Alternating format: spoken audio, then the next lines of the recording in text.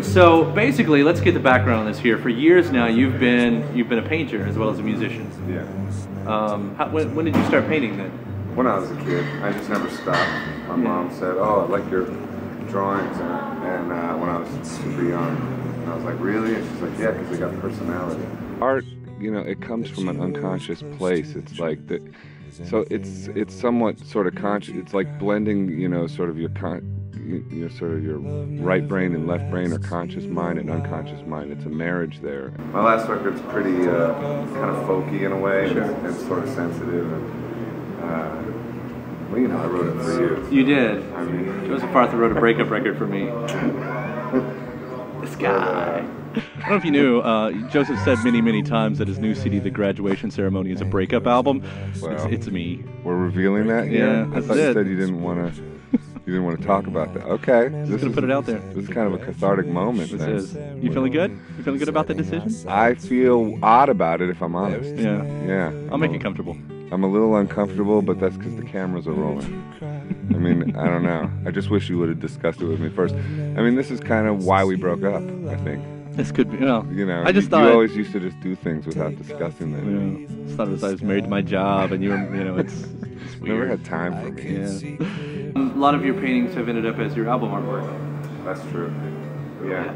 When you're choosing one that says that's the, do you know instantly when you look at them, it's like, that's the one I want for an album?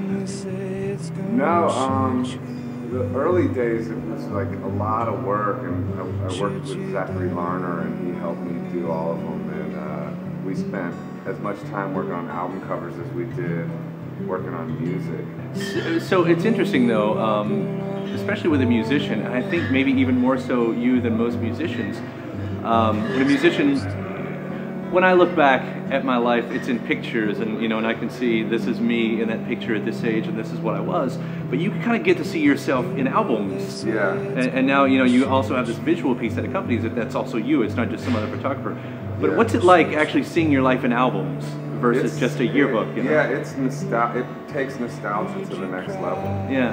It does, because music has an emotional weight all its own. And so then if you couple that with the nostalgia of the past, it's pretty heavy actually, if you like.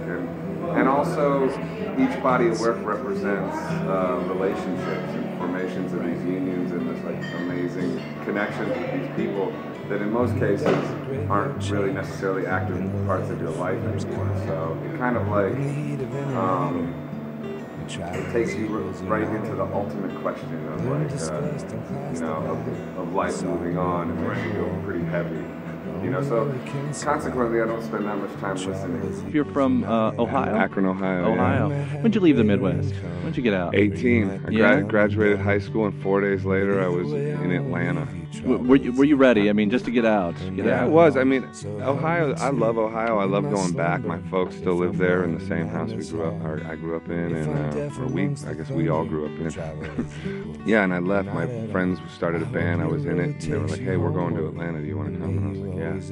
4 days later, so I just moved. I didn't go to college. I just sold jewelry on the street outside of this place called Urban Tribe, taking acid, not wearing a shirt, having long hair, and a girlfriend. I would have ran away from you. It was awesome.